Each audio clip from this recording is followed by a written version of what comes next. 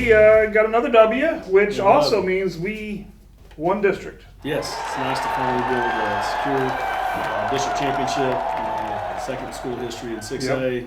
Really cool. Super proud of our kids.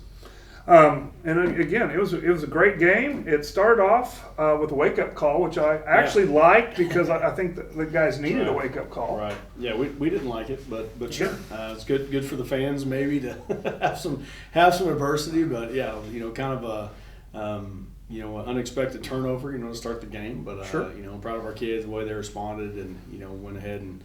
I think it was 52 unanswered after that. So, really proud of the way that they responded. But yeah, a little sluggish start, but again, good finish. Well, that's why I liked it, because they woke up. Yeah.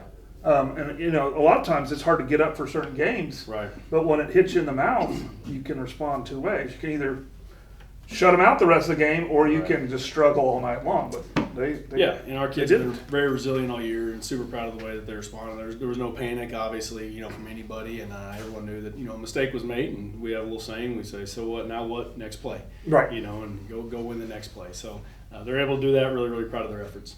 So moving on from that, of course, it was senior night, and that was great to see just all the seniors for all the programs, and it's a good thing that we just have.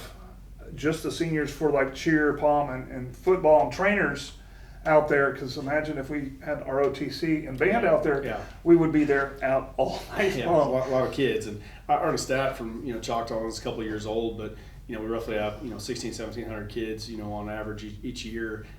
Something like almost 1,200 kids participate in something. Yeah. In Choctaw, and like how cool is that? Whether it's football or as you mentioned, band, cheer, ROTC, any other athletics program. I'm a huge proponent of just kids being involved in something, and it's really, really cool to see how many kids are involved in things in Choctaw. I think that's what makes it such like a tight community and so much school pride. Oh, yeah. And a lot of people don't even know all the different programs. Right, there's other clubs and things that they can be involved in as well that are not, sports or arts related. Yeah. Of course, there's this one too. Yeah, right here. We're doing it right now. Yeah. But we do our senior night at the end of the year, and it's a special little senior show. But anyways, senior night was great. Let's go ahead and just get right into this because, we got to talk about a little bit of playoffs, a little bit of what's coming up next. But let's go offense. Yeah, offense player of the game, two seniors that really have shined all year. Both these guys do just a ton of dirty work that sometimes goes unnoticed. But the first guy I'll talk about, maybe the best that I've ever seen at doing this, it was Hayden Mounts. And Hayden can make plays. Obviously, running the ball, catching the ball, throwing the ball. But what you'll notice about him that is absolutely just in my mind sets him apart from so many other guys is his perimeter blocking is just literally unbelievable.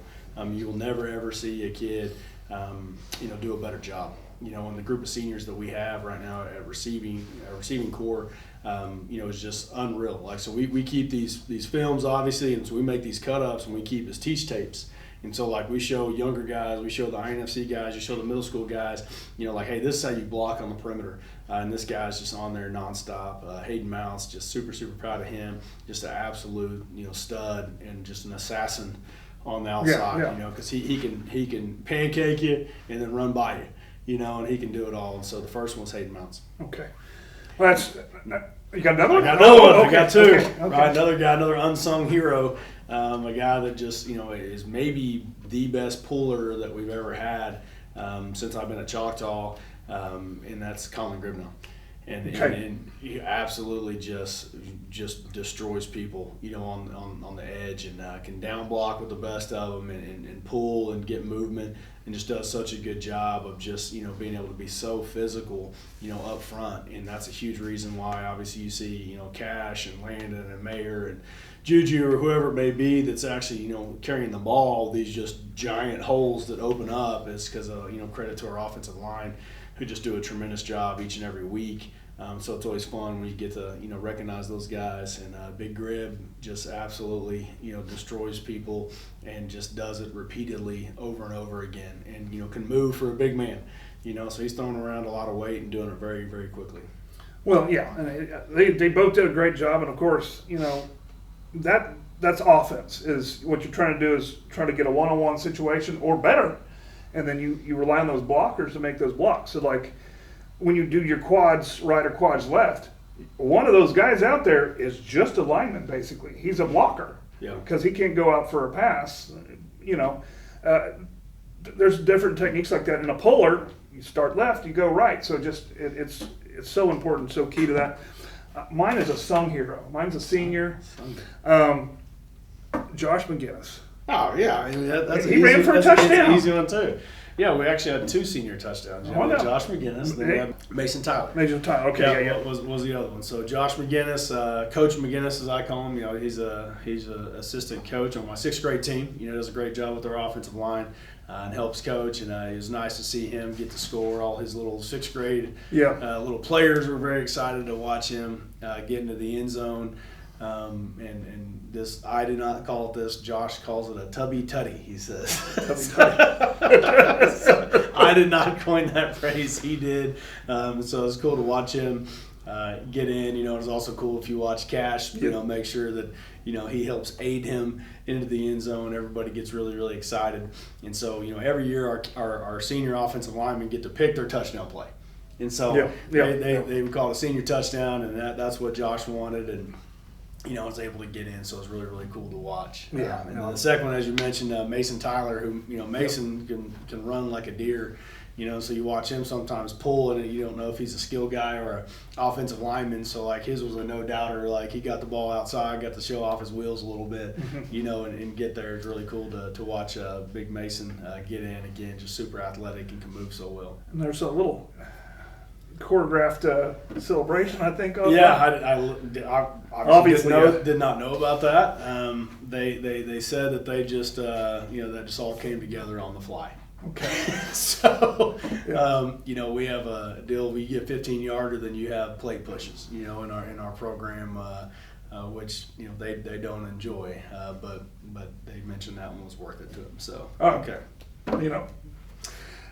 To each his own, and I obviously we address it, but I enjoy that they do something together that is not belittling the opponent, something more celebrating one another. And I love that when they score, they celebrate as a team and as a unit because they truly love each other, and it's fun to watch that. Well, yeah, like you said, I appreciate that they get 15 yarders because we don't want the behavior where you're celebrating putting someone down, but and they know that if it's a different circumstance in a game, maybe a tighter game or something that's maybe a little bit more on the line at the time, they're very mature about their behavior. But a tubby tutty. Yeah, I didn't coin the phrase, so just everybody. I got you, but you got to love a little celebration after that. So I wanted to go there with this because again, those guys, they don't get touchdowns. They work.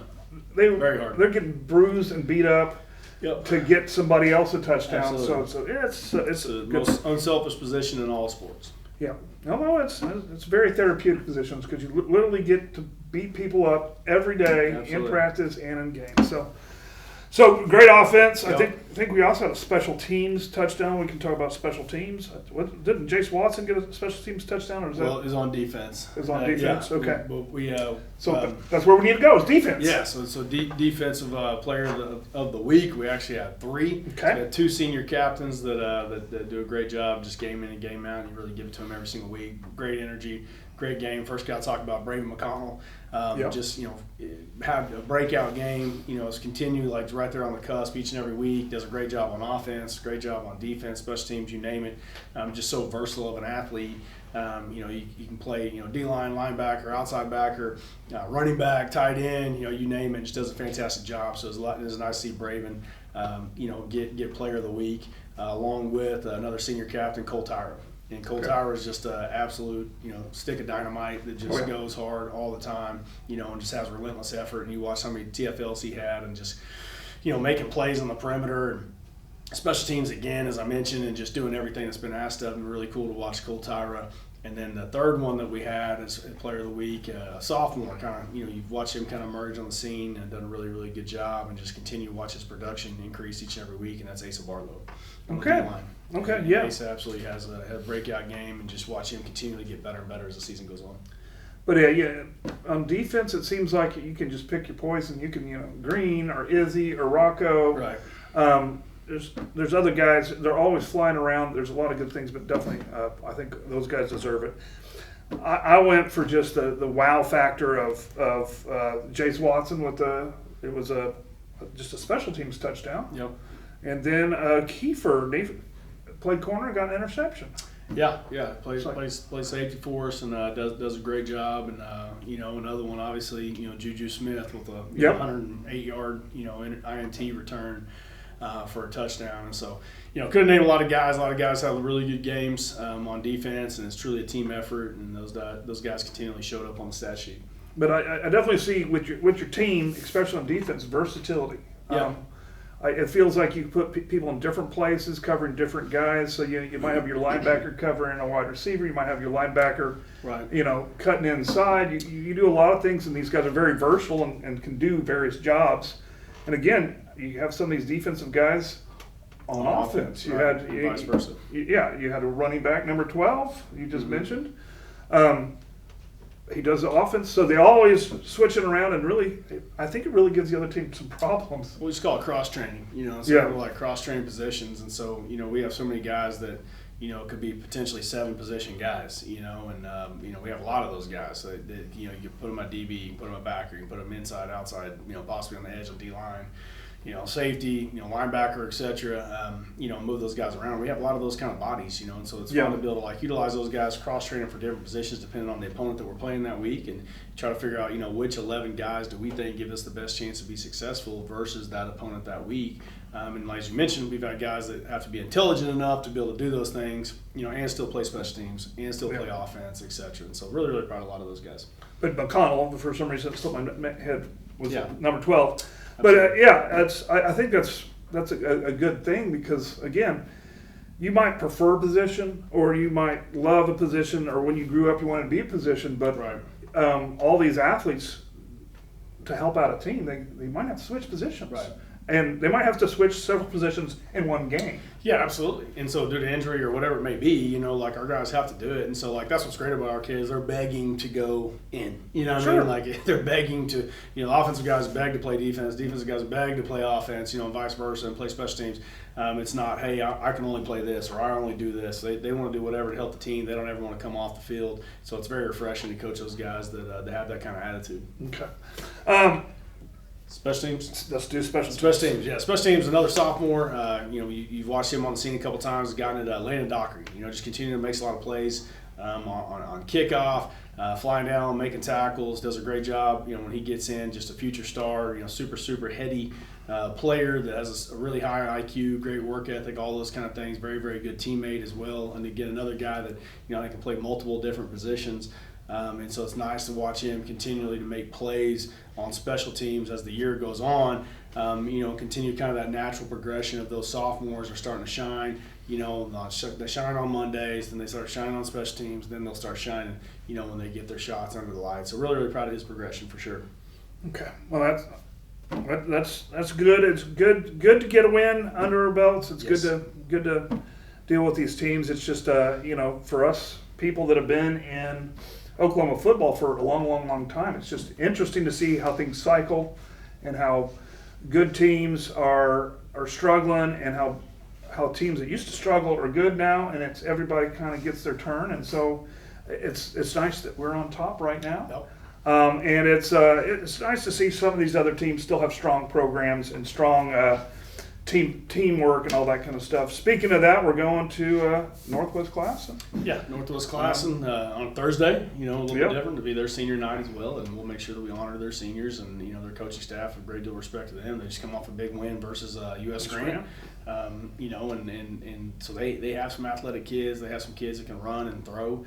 And it can get by you. If you don't play well, it's one of those, you could end up getting into kind of a messy game if you're not careful. So we need to make sure we go out and execute, and be able to play our brand of football and do it quickly. And also making sure that you honor those guys, very similar to U.S. Grant, have a great deal of respect for their coaching staff and their kids, their program, because obviously they're going to be removed from the playoff picture. But we also know they've done this long enough that you start giving some people some life and some breath, and it's like, hey, you got a chance to go knock off the number 1 seed, our last game of our season. Let's go do that. And so we have to make sure that we're diligent as coaches and players, that we don't let that happen, and we continually get better, because I'm going to talk about all the week and every week, and sometimes it gets repetitive. But you're just trying to go 1-0, and against whatever the opponent is, it doesn't really matter, And if you go and take care of what you can take care of, in the weight room, in the film room, on the practice field, you increase those chances. So our focus level has to be super, super high. Just focus inwardly, getting better each and every week as we do, regardless of the opponent. Okay, and after this Thursday night, it starts what I call the next season, because it's kind of a different kind of season for prep where you don't know who you're going to play. Right. Hopefully we will talk about that at some point. I really need to know what happens this weekend before we can actually fill up the entire bracket and we can see kind of the journey. But, you're going to have to prepare for multiple teams. Yeah, a lot of 3, 4, 5, 6 seeds are, still kind of jockeying for position. So obviously you can have an idea, but you don't know. Obviously anything can happen in sports, and so obviously we do look ahead like everybody does, and you start trying to get matchups and things like that, and trying to get prepped for future opponents. What we do know is that we're going to get a first round bye, and what we do know is November 22nd we'll get one last home game. We'll get the host, which is huge. So our quarterfinal game November 22nd will be at home, which is a huge advantage for us. We played very, very well at Bill Jensen Stadium, in front of our great home crowd and in our community, and our kids love it and we love it. And it's fun to be able to host a playoff game, there for, I think, is this the last 4 years in a row, I believe. Yeah. So something like that. So it's pretty cool to be able to host a playoff game, and it's an honor to us. And so, we do know that. So we may not know exactly who the opponent is, but we do know that we get a bye and also get to host a quarterfinal game, which is huge. Yeah. All right. Really, I think that's all we got to say about that. We'll kind of talk before that, and we'll see. I'm planning on a long trip to the playoffs, so I'm planning on that. So we'll probably have a big one after this one where we just talk about all the playoff options, so you guys can kind of know where we're going to go. Of course, we only get one home game, the 22nd. Right. If you win the 22nd, which I'm planning on you winning, thank you. If I need to come down there and carry the ball a little bit, I think that motivate the players if you're calling me in to be the running back. Like, absolutely. They'll be like, hey, we need to play hard. We need Mayor. We need to play harder. Mr. Crowder. Let's get him in there. But we'll talk about kind of that journey. Of course, the next game, if we make the semis, we're going to be some neutral site somewhere, and we know that the two teams that are lucky enough. Good enough, lucky enough, I guess it's kind of a mix of both. Sure. Hopefully good is more important than lucky, but sometimes lucky is you keep people healthy. Then we'll take both. That's going to be at UCO. Yep. And so that's where it is every year. And so that's the journey. Of course, we're only talking about this because win or lose on Thursday, you're still district champs. Right. I'm planning on you winning because district champs is great. We like winning. We prefer it. But undefeated in district also sounds good. Yeah. And so it's kind of going to be time to celebrate for us, at least in the booth on Thursday, where we're going to, started with a really tough adversity. Yep. When one of three. Yeah, absolutely. So we start off season 1 and 2, and end up district champs. Really, really proud of our kids, and we talk about being ridiculously faithful, in our program, and being part of that faith, comes, especially when it's tested. Yeah. And our kids never blinked, never batted an eye. Even if there wasn't much. Say there is outside noise, they're going to drown that out. And just keep working, because ultimately you're trying to be the best version of you and continue to get better each and every week, regardless of the outcome. And obviously we control the outcome, but when it doesn't go your way, you can't curl up in the fetal position and just lie around for the rest of the year. You get back up and get better. Really proud of our kids, how they responded. Yeah, and they did really well. And of course, those teams that you lost to, they're pretty good. They're not in the business of losing. So they're pretty good teams. They're pretty good teams, and so we're here. In a few, whenever I release this, just in a few hours, we're going to be undefeated in district, and we're going to be heading to playoffs. And so, until then, stay golden.